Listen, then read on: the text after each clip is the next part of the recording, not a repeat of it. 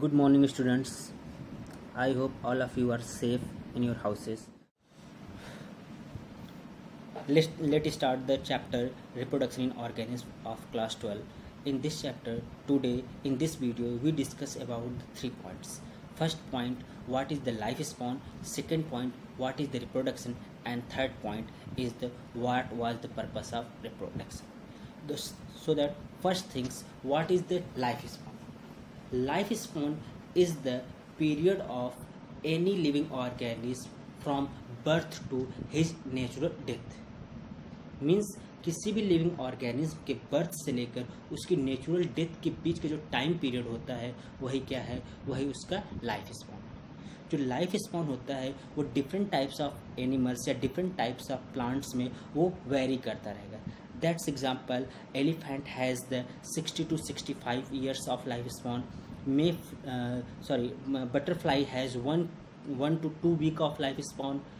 Banyan tree has 200 to 300 year life span, while banana has 25 year of life span. Different kinds of animals and plants have different kinds of life span. If anybody asks you which living organism has the smallest life span, यानी अगर आपसे कोई पूछे कि किसी भी living organism से सबसे स्मॉलेस्ट लाइफ स्पैन क्या है, तो देन आप उससे बताइएगा मे फ्लाई। मे फ्लाई एक तरह का इंसेक्ट है या यूँ कहें एक तरह का मॉथ है जिसकी लाइफ स्पैन ओनली 1 day होती है, यानी 24 आवर।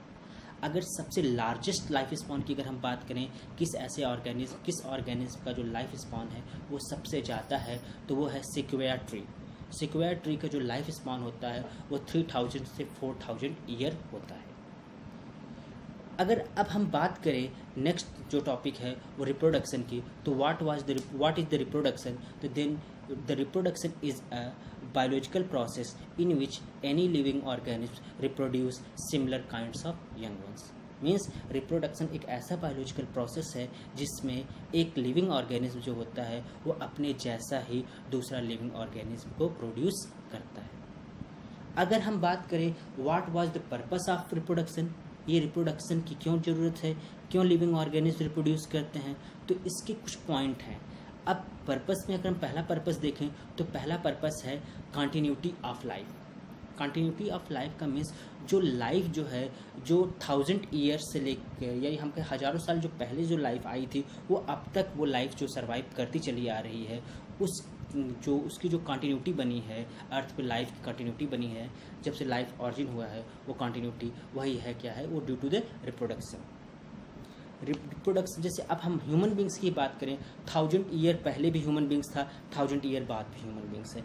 अगर ये रिप्रोडक्शन नहीं होता तो ये ह्यूमन बींग्स की रेस अब तक खत्म हो चुकी होती, यानी reproduction must important for the continuity of life. Next point is the population in organism. किसी भी लिविंग ऑर्गेनिज्म जो पॉपुलेशन है वो कितनी ज़्यादा होती है कितनी कम होती है वो directly depend on the rate of reproduction. कोई ऑर्गेनिज्म जितना ज़्यादा रिप्रोड्यूस करेगा उतने ही ज़्यादा उसकी पॉपुलेशन होगी, और जितना कम रिप्रोड्यूस करेगा उतनी ही उसकी कम पॉपुलेशन होती है। नेक्स्ट है एग्जिस्टेंस ऑफ लाइफ। लाइफ का जो एग्जिस्टेंस मतलब अर्थ की जो लाइफ बनी हुई है, जो लाइफ एग्जिस्टेंस ऑफ लाइफ या लाइफ का जो एग्जिस्टेंस है वो आप कह सकते हैं कंटिन्यूटी ऑफ लाइफ के पॉइंट से ही डायरेक्टली कनेक्ट होती है। मतलब अर्थ पे जो लाइफ के एग्जिस्ट होने के लिए रिप्रोडक्शन की बहुत ही ज़्यादा रिक्वायरमेंट होती है। अगर रिप्रोडक्शन नहीं हुआ तो अर्थ पे लाइफ एग्जिस्ट नहीं कर पाएगी। एक और पॉइंट है